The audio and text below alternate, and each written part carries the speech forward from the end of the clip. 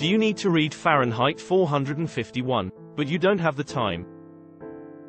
Well, these Fahrenheit 451 quotes will help you find what you need in less than 10 minutes. I've included page numbers and the characters who said them for easy reference. Fahrenheit 451, by Ray Bradbury, is about firemen who start fires instead of putting them out. In this dystopian world, people only care about TVs and listening devices in their ears. Everyone rushes at full speed to avoid having to think. If you're found with a book, the firemen will come and burn everything and arrest you. Because they can't learn from history, they're led to a war threatening their existence. Here are the 25 most important quotes from Fahrenheit 451. 1. There must be something in books, something we can't imagine, to make a woman stay in a burning house. There must be something there. You don't stay for nothing. By Montag, page 48. 2. Why is it, he said, one time, at the subway entrance, I feel I've known you so many years. Because I like you, she said, and I don't want anything from you. By Montag and Clarice McClellan, page 26. 3. Stuff your eyes with wonder, he said, live as if you drop dead in 10 seconds. See the world. It's more fantastic than any dream made or paid for in factories. By Granger, page 150. 4. We need not to be let alone. We need to be really bothered once in a while. How long is it since you were really bothered? About something important, about something real? By Montag, page 4. 5. If you hide your ignorance, no one will hit you and you'll never learn. By Faber, page 100. 6. We cannot tell the precise moment when friendship is formed. As in filling a vessel drop by drop, there is at last a drop which makes it run over. So in a series of kindnesses there is at last one which makes the heart run over. By Montag, page 67.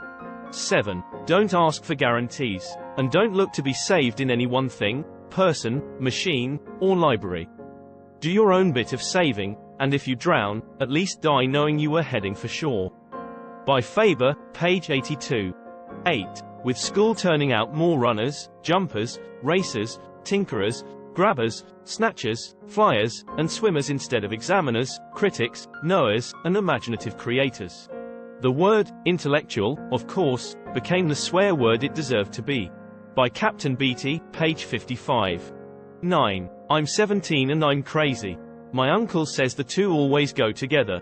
When people ask your age, he said, always say 17 and insane. By Clarice McClellan, page 5.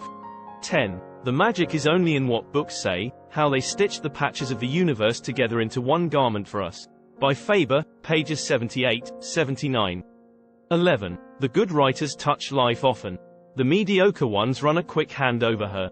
The bad ones rape her and leave her for the flies. By Faber, page 79. 12. But you can't make people listen. They have to come round in their own time. Wondering what happened and why the world blew up around them. It can't last. By Granger, page 146. 13. The books are to remind us what asses and fools we are. They're Caesar's Praetorian Guard, whispering as the parade roars down the avenue. Remember, Caesar, thou art mortal.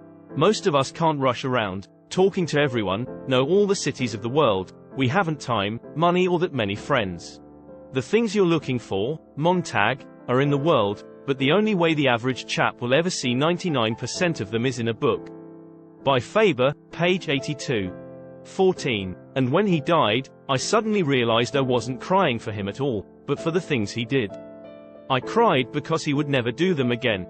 He would never carve another piece of wood or help us raise doves and pigeons in the backyard or play the violin the way he did, or tell us jokes the way he did. He was part of us, and when he died, all the actions stopped dead and there was no one to do them the way he did. He was individual. He was an important man. I've never gotten over his death. Often I think what wonderful carvings never came to birth because he died. How many jokes are missing from the world, and how many homing pigeons untouched by his hands. He shaped the world. He did things to the world. The world was bankrupted of 10 million fine actions the night he passed on. By Granger, page 149. 15. It was a pleasure to burn. By Montag, the first line of the book, page 1. 16. A book is a loaded gun in the house next door. Who knows who might be the target of the well-read man? By Captain Beatty, page 56. 17. If you don't want a man unhappy politically, don't give him two sides to a question to worry him. Give him one. Better yet, give him none. Let him forget there is such a thing as war. If the government is inefficient, top-heavy, and tax-mad, better it be all those than that people worry over it. Peace. Montag. Give the people contests they win by remembering the words to more popular songs or the names of state capitals. Or how much corn Iowa grew last year. Cram them full of non-combustible data, chop them so damned full of facts, they feel stuffed, but absolutely brilliant, with information. Then they'll feel they're thinking, they'll get a sense of motion without moving. And they'll be happy, because facts of that sort don't change. By Captain Beatty, page 58.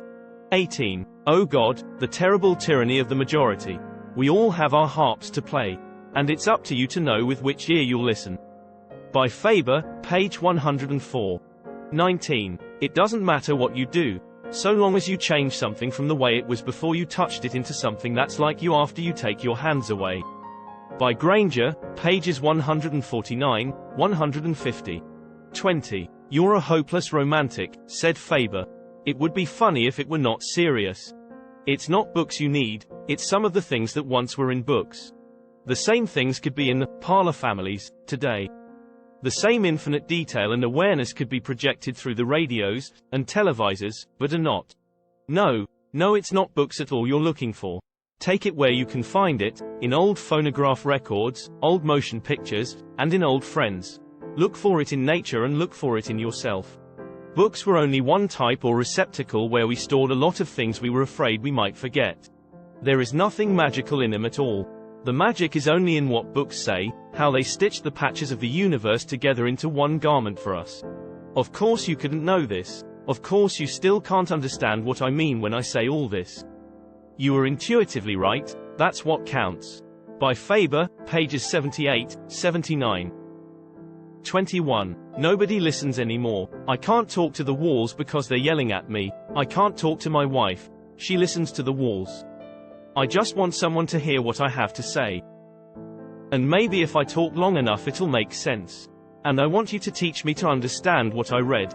By Montag, page 78. 22. That's the good part of dying. When you've nothing to lose, you run any risk you want. By Montag, page 81.